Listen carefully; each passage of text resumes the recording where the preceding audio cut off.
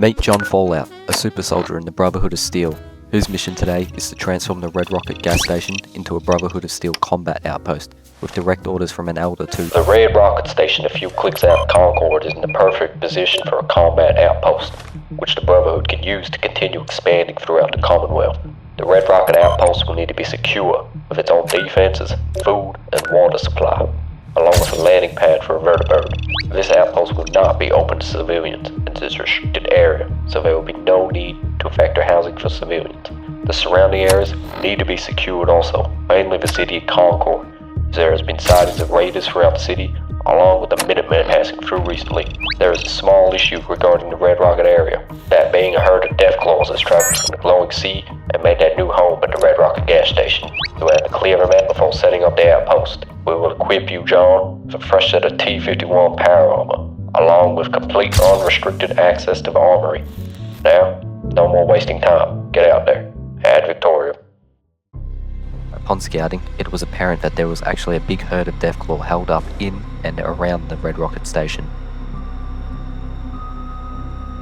John wasted no time at all and suited up in his fresh Brotherhood of Steel issued T-51 power armor, equipped with a jetpack and a giant pink minigun.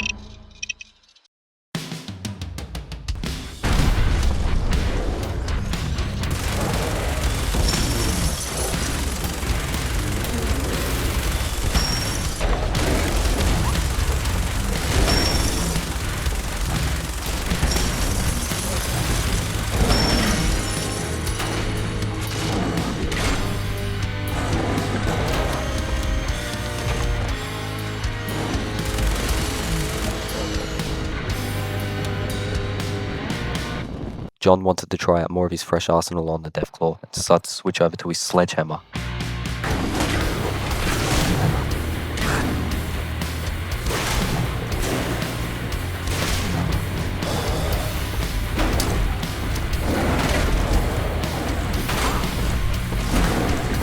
All the surrounding Deathclaw tried swooping in, but John used his military tactics of taking high ground and began picking them all off one by one from range.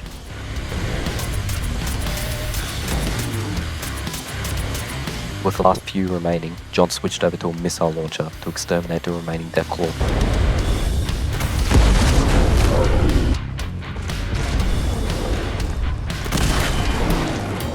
Unfortunately, John hadn't used a missile launcher in some time and blew up some of his power armor, though the missile launcher quickly dealt with the remainder of the Deathclaw.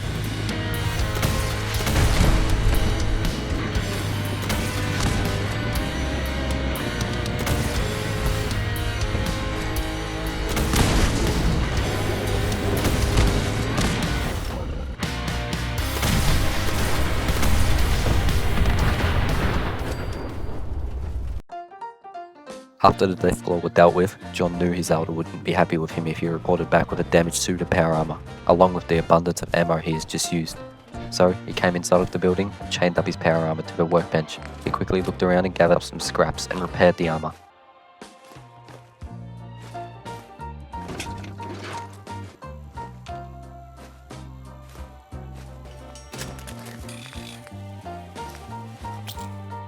Brand new again. Now John can finally begin cleaning and setting up construction of the combat outpost, but upon inspection, John realized that in his efforts to eliminate all the Deathclawed herd, he has left himself with a large number of carcasses. Fortunately, John has just the tool for this.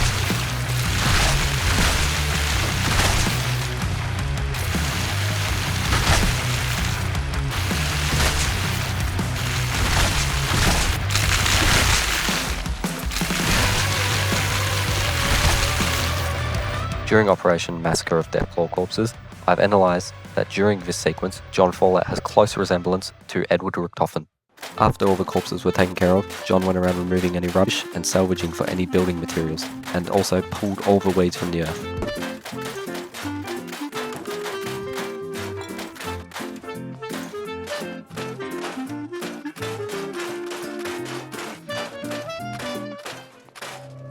Whilst salvaging, John came across a mole rat den behind the outpost, which he knew he would have to take care of ASAP. The radiation levels were off the charts inside, so quickly equipped his battle axe and swiftly dealt with all the mole rats.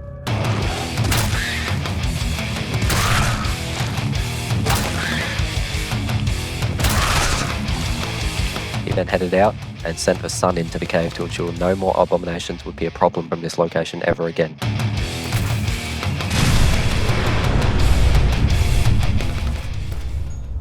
With the scrap salvaged from inside and around the gas station, along with what was already stored inside the workshop, John began work on a building attached to the right side of the gas station with an elevator to grant access to the roof, which is where all incoming vertibirds will be able to land.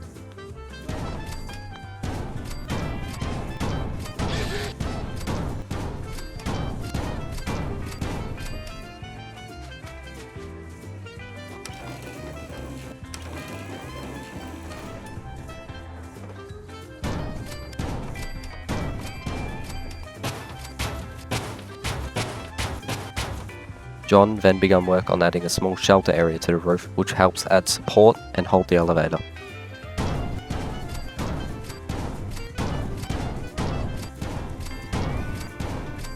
John then headed back down to begin the final little touches.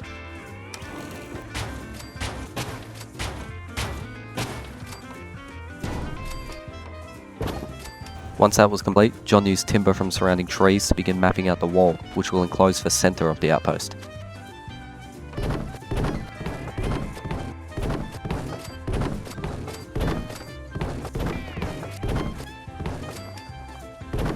With that all mapped out, John then built a gate to add a second entrance to the center of the outpost. Then, using sheet metal from surrounding cars and vending machines, he began to fortify and secure the wall.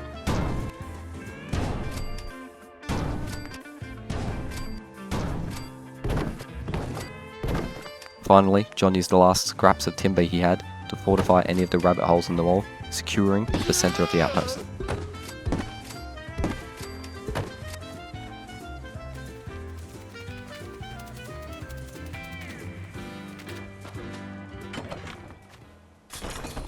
But this marked the end of John's supplies. Fortunately, there was a supply store to the south of Diamond City, Hardware Town. There had been previous sightings of raiders in this area though, but it will have all the necessary equipment, tools and supplies that John will need. So John set out. As John approached the Hardware Town building, a woman was out front begging for help for a wounded woman inside. John saw straight through her lies, but still played along and followed her inside, only equipped with a power fist with rebar spikes attached. And to no one's surprise, as John entered the back room, raiders attempted to ambush him.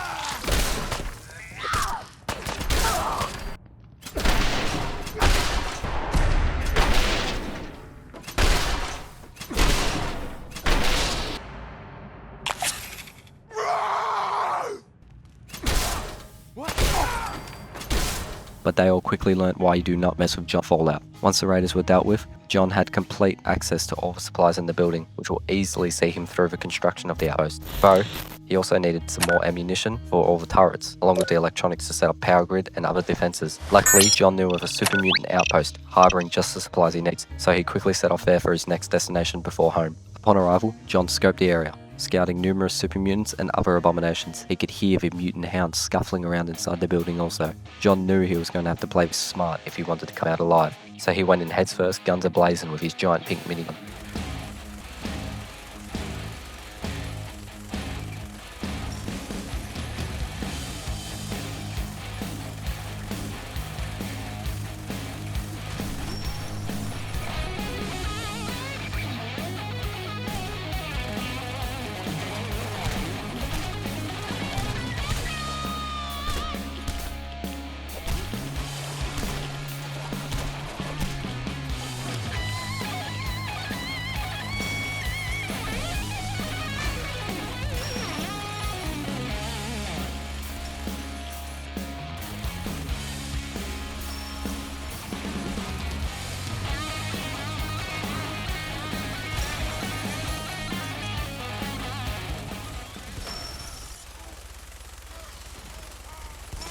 With all the abominations taken care of, John gathered up the supplies he needed and headed back to the Red Rocket to continue construction on the outpost.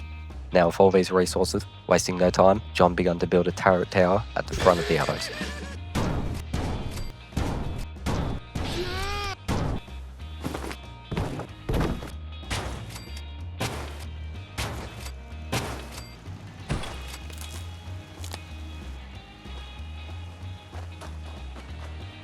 good from the outside, now for the final touches.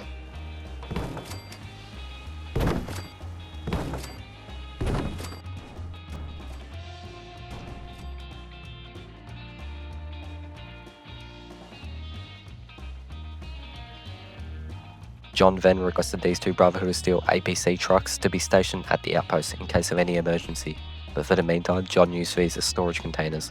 After that, John began work on an actual guard tower opposite the turret tower, which will have two Brotherhood Steel soldiers manning the tower at all times.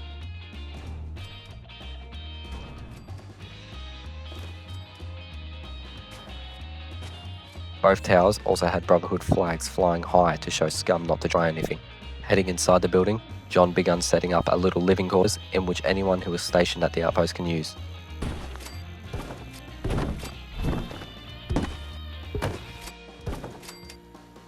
John then started laying out some shelves and cabinets throughout the rest of the interior, which will be used to store weapon, ammunition, food, and drinks inside the outpost, as well as some sitting areas for any soldiers that are only stopping by, or for soldiers stationed on their break.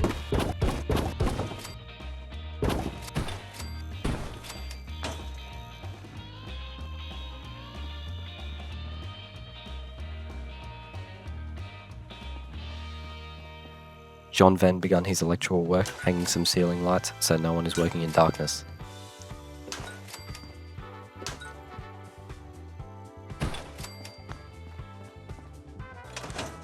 Heading back outside, John started setting up a power generator, which will power the outpost along with some defences, protecting power in case any raiders go and try to tamper with the generator.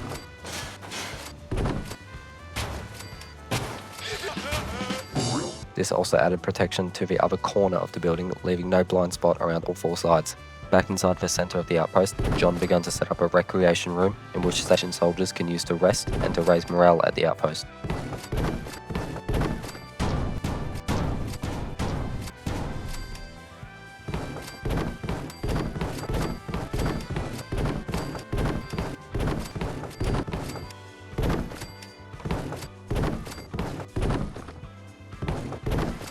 Equipped with a pool table, flashy lights, and a TV that constantly says, "Please stand by." Back to the manned guard tower, John added a little canopy to give soldiers cover from the weather, and repurposed the lower half into a second living quarters underneath the tower.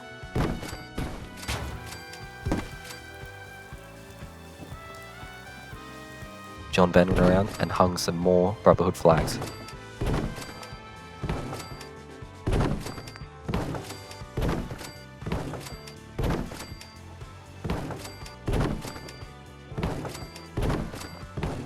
Now into the garage, which will be purposed as the crafting area, and also be the home for 3 sets of power armor. He then set up some lockers on the side of the room, which can be used for personal belongings. He then slipped in a compact armor and weapon bench. Then additionally, hung 2 more ceiling lights. Then 2 fresh sets of Brotherhood power armor sent out and stored on the crafting stations, now containing a T45, T51 and T60 power armor. Now John started setting up a little sleeping station for any night squires who may be stationed at the outpost.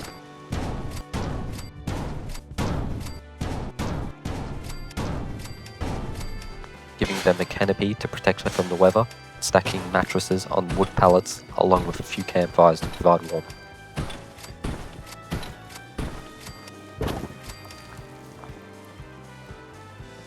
Now for the food and water source. John set up a little fence line with chicken wire and planted some corn and potato plants, along with coupled water pumps.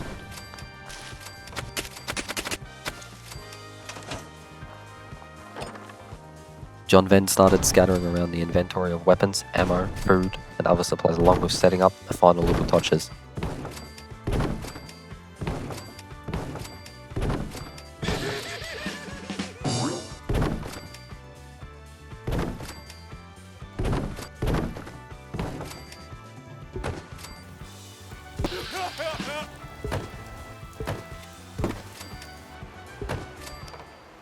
With all this, it concludes the construction phase, and some personnel was sent out and deployed, which made Combat Outpost operational, which means Operation Red Rocket was a success.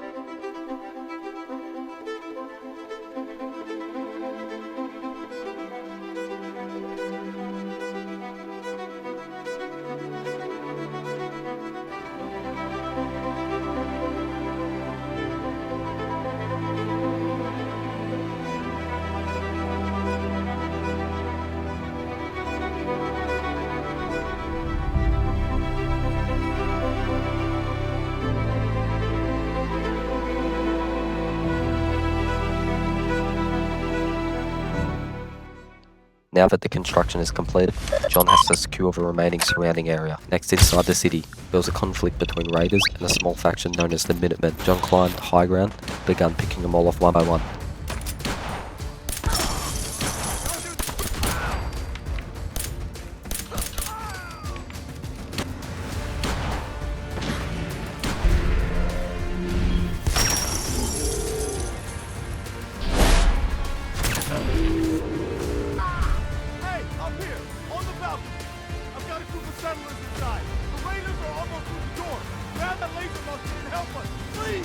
He then entered the building and began the massacre.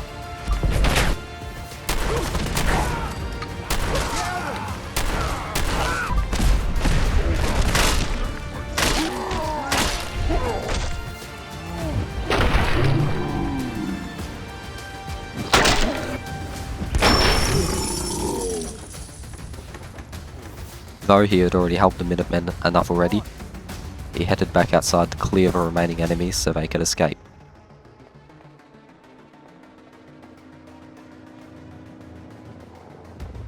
Up here. Boss! We got somebody up here!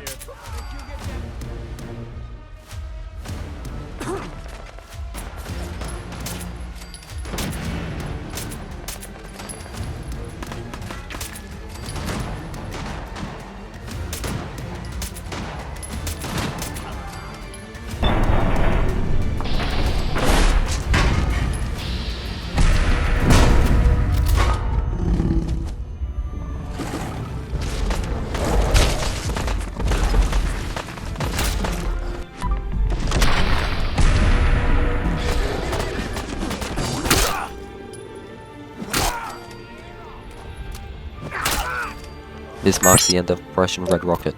Now you must report back. Outstanding work, soldier. Combat Outpost has exceeded expectations, and Operation Red Rocket was a major success. Now, stand by for your next orders. Expansion is coming soon. Ad Victoria.